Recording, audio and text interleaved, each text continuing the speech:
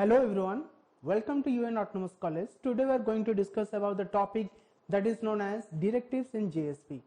We know that in your previous section we are learning what are the different scripting elements are related to our JSP concept. But today we can learn what are the different types of directives are related to our JSP concept. Now we can focus on that slide. Today what are the different types of contents we are going to discuss about it. Let us focus on that slide. Today we are going to learning about some different outlines about this topic that is known as introduction to JSP directives. Then we can learn what are the different types of directives.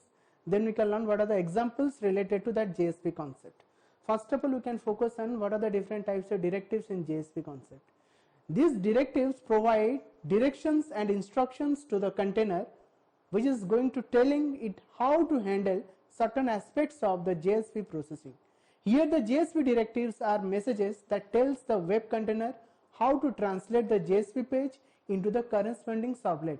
We know that in our C and C++ concept, we are adding another type of directive concept that is known as include directives, and that include directives is always linked with that is known as a preprocessor, that is known as HAS. HAS include directive means it is one type of preprocessor directive.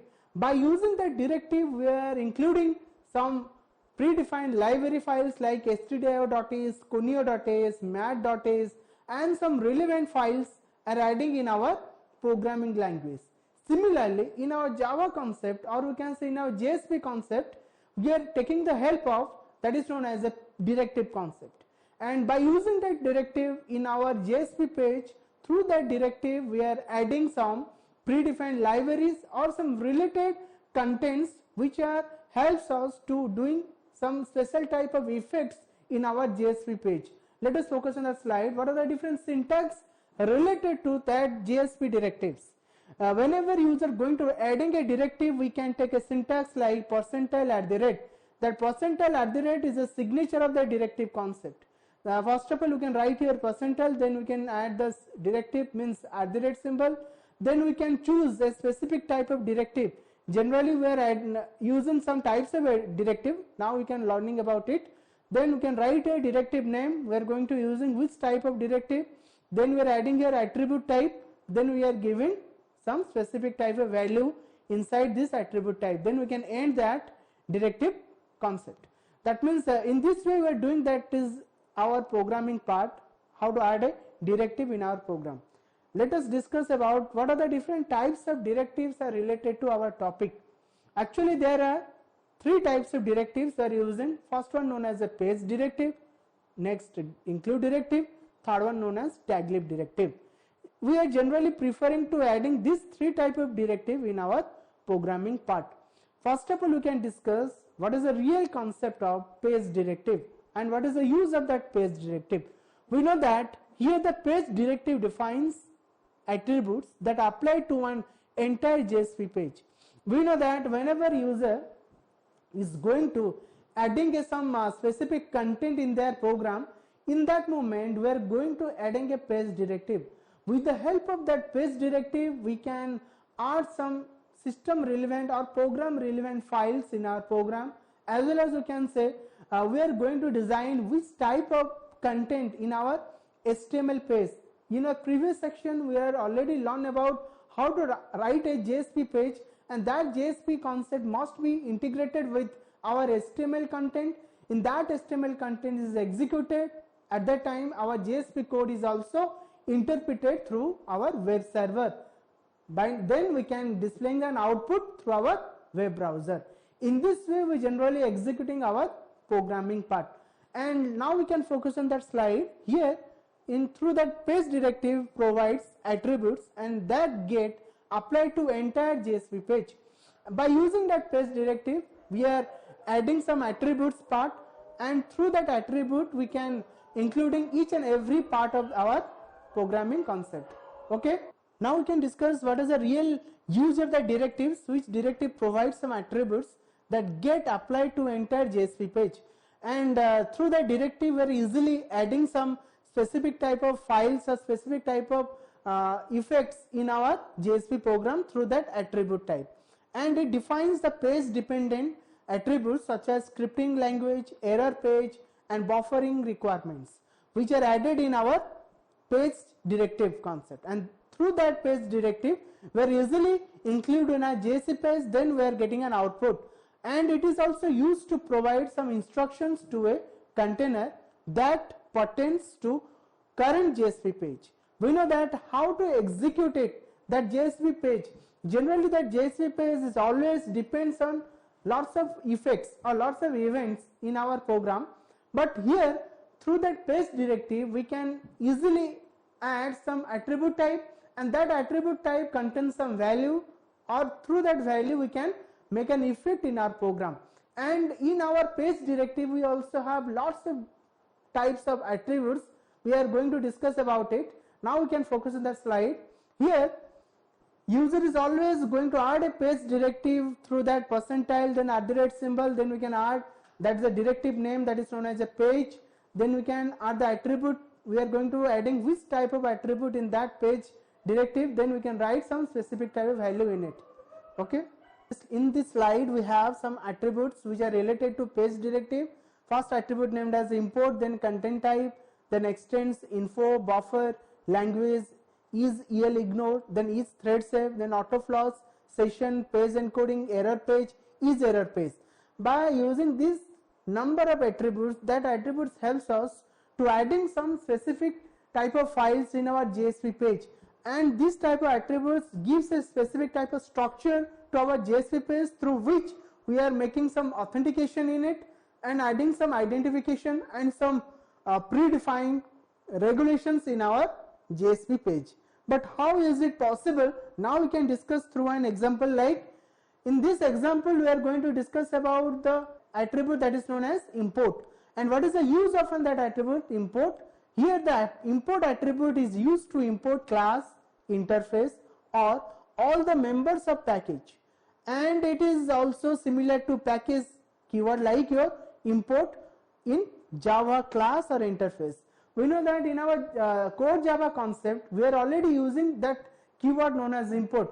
Through that import keyword we are generally add some predefined package or user defined package in our program. Similarly in our JSP program also we can easily add some predefined exist file or exist package in our JSP program, which is so flexible and so reliable in it. Now we can focus on that slide. Here we can adding some example, and we know that JSP part is always added or imported in our HTML page. But how is it possible? Now we can focus on it. Here we can first of all we can write that is the HTML tag, then we can write the body tag. We know that here we are only adding the body section. We are not taking the help of that is known as your head section.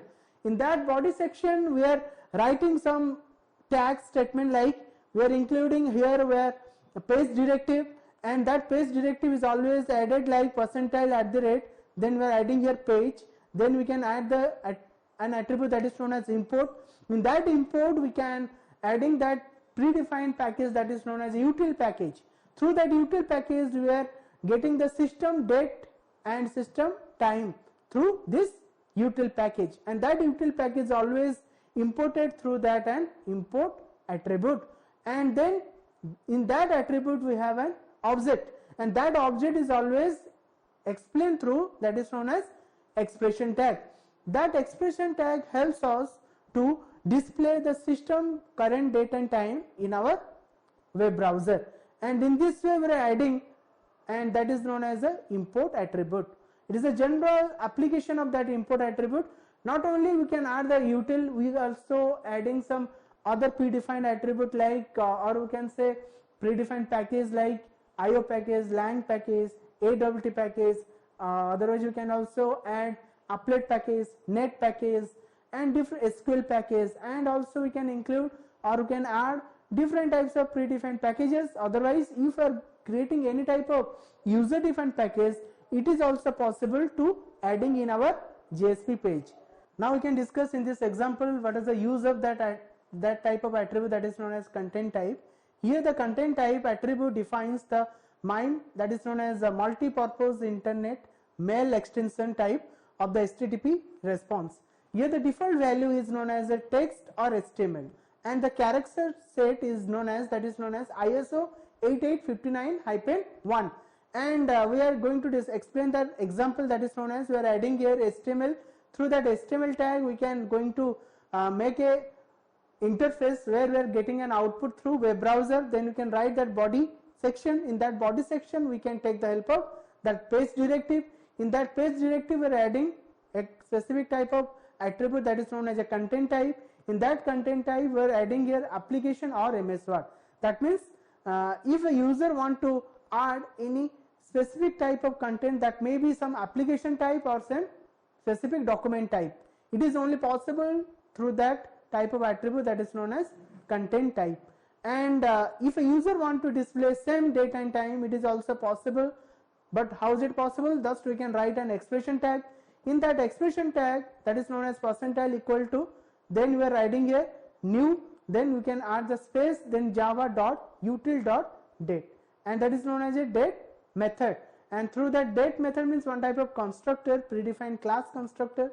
By using this line we are automatically getting the system date in our web browser. In this way we are adding the content type attribute in our JSP page through page directive. Next example we are going to discuss what is the use of that info. We know that sometimes a user is always going to display some predefined types of information about a specific type of page, and that specific type of effects are only possible through that info attribute. Through that info attribute a user can easily add some relevant file in our web page, and that is only possible by adding an attribute, that attribute named as info. Let us focus on the slide. Here this attribute simply sets the information of the JSP page which is retrieved later by using get sublet info method and of sublet interface. By using that get sublet info method we can easily retrieve some specific type of files or informations which are relevant to our sublet interface. But how to use it, it is most important. Here we are adding here HTML part. In that HTML tag we are adding also body section. In that opening body tag we are including some part of our page directive, here written as percentile @ then we are adding a page directive, then we are adding an attribute that is known as info. In that info we are writing some statement, and that statement somehow related to our page information which is composed by Sono Jaiswal. That means if a user want to getting any information about this JSP page, and that JSP page information is always retrieved through this type of attribute that is known as info attribute. Then we are taking the help of this expression tag, and through that expression tag user is going to displaying some system date and time function, and that date constructor is displaying a predefined, or you can say system defined date in our web browser. In this way we are adding some information which are related to our JSP page. Next we are going to discuss about an attribute that is known as buffer, and here we are going to discuss about what is the use of buffer and what is the real meaning of buffer, and what are the different types of requirement which are related to in our buffering concept. Here the buffer attribute states the attribute size, or you can say the buffer size in kilobytes to handle output generated by the JSP page. And here also the default size of the buffer generally that is known as 8 KB, and we know that whenever user going to adding any type of JSP page in their web browser, in that time user also adding some time of buffer. That means a specific type of JSP page or any HTML page takes how many times or how many amount of memory in their memory location, that is known as a buffer size. We can adding some default size in our JSP page, that may be 8 kilobyte, that may be your 16 kilobyte, which is explained in our JSP page. Here in this example we are already discussed in that part that is known as the expression tag. In that expression tag we are adding some new space java.util.date constructor. Through that line we are generally adding some predefined date in our web browser. It is a general part of that buffer, and also in this buffer page or in this buffer attribute part, which is more essential in our programming part, that is known as whenever user want to add some relevant file, that is known as 16 KB. Instead of that 16 KB we can add any type of value, but it is only benefited must be its size lies in between your kilobytes, never its extend to megabytes or any gigabytes. Only we can try to make it size within kilobytes. That may be 16, that may be 20, but it is a most reliable or default size known as 8 KB in that buffer attribute. Next we are going to discuss another type of attribute that is known as error page. And what is the use of error page in our page directive? Here the error page attribute is used to define the error page if exception occurs in it. Actually in our error page concept is mostly essential or we can say required part in our programming language. Whenever user creating any type of error page, that means suppose you can think that user is giving a query in their browser suppose udayanathcollege.org.in.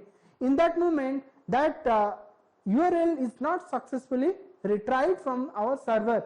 In that moment system can show some default type of error which is set by some specific type of programmer, or you can say user defined error, and that type of error must be written by a programmer. And if any type of confusion or collision arise at the time of retrieving from our web server, that is known as our error page. In that error page we are adding a page, and in that page we can writing some default type of error, and that default type of error is automatically displayed whenever user is invoking this JSP page which is related to error page attribute. Let us focus on that slide. In that slide we are adding some HTML tag, then adding body tag. In that body section we are adding some predefined that is known as JSP tags like page directive tag. Then we are writing an attribute that is known as error page. In that error page we are adding some file name as that is known as myerrorpage.jsp. In this JSP page this contains some user defined error statement, and that user defined error statement is automatically displayed in our web browser, and that error page is always open whenever user is adding this statement like that is known as 100 is divided by 0. We know that this 100 divided by 0 is known as infinity, but in our computer does not know about what is the meaning of infinity. Whenever user writing this statement, that means we are not getting the value, we are getting the error message which is present in this myerrorpage.jsp. In this myerrorpage.jsp contains some error relevant statement in that JSP page. Next, and that body section is end with that body tag, then it is end with that HTML tag, and here the current page it will be redirect to error page, and that is a redirection process through which we are specially retrieving or fetching that is known as some predefined error, or we can say user defined error which is fitted in our JSP section. Next we are going to discuss about what is the real use of that each error page attribute. Here the each error page attribute is used to declare that the current page is the error page.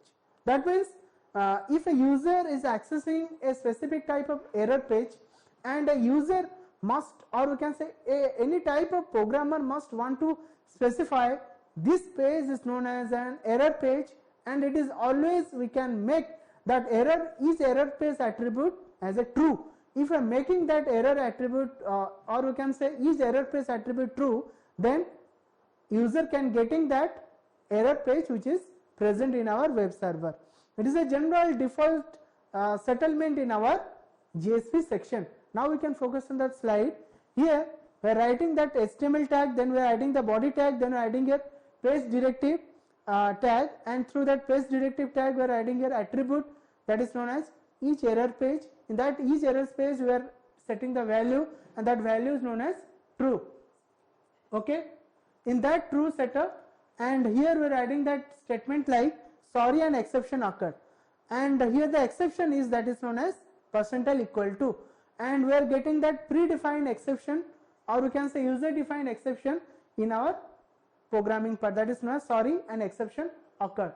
Okay, and here body tag is closed, and that means in that part we are ending that HTML part, and that HTML is specially related to our JSP concept. Okay, and next we are going to discuss about it.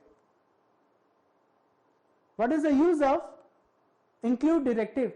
Here the include directive always includes some original content of the included resource at the page translation time, and that means through that include directive we can add some text file, some document file, or some PDF file, or any type of files which are related to our JSP page. We are easily adding through that include directive, and that include directive is always added through that is known as a percentile, then @ symbol, then we can add a specific type directive, that may be page or that may be include. Through that include directive we can easily adding some specific or relevant type of text file or document file in our web page, and let us focus on that. How is it possible? And it is only possible through this attribute that is known as include tag, or you can say include directive. Through that include directive we are taking the help of a specific type of attribute that is known as a file. In that file we are writing some content type that is known as resource name, that means we are adding your file name, that may be your .txt file, that may be your .doc file. And how is it possible? Here we are discussing about an example that is related to our JSP, and here first of all we can write the HTML, then we can write the body tag, then we can write our include directive. In that include directive we can add some file attribute.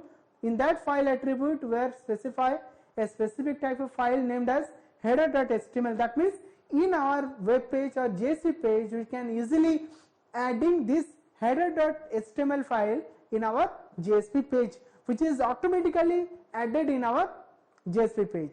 It is only possible through this include directive and through this file attribute.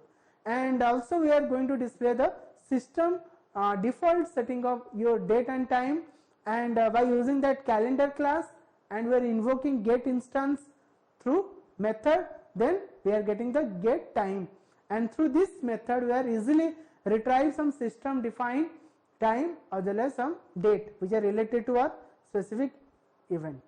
Next we are going to discuss about what is the use of this taglib directive, and here the JSP taglib directive is used to define a tag library that defines many tags which use the TLD, means tag library descriptor file, to define the tags. In this custom tag section where use this tag, so it will be better to learn it in custom tag.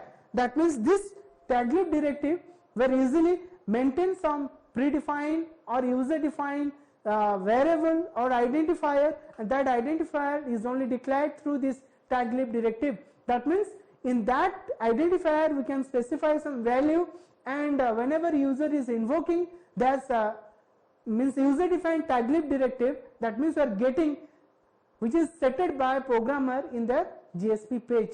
Now we can discuss in our slide and how to add that taglib directive.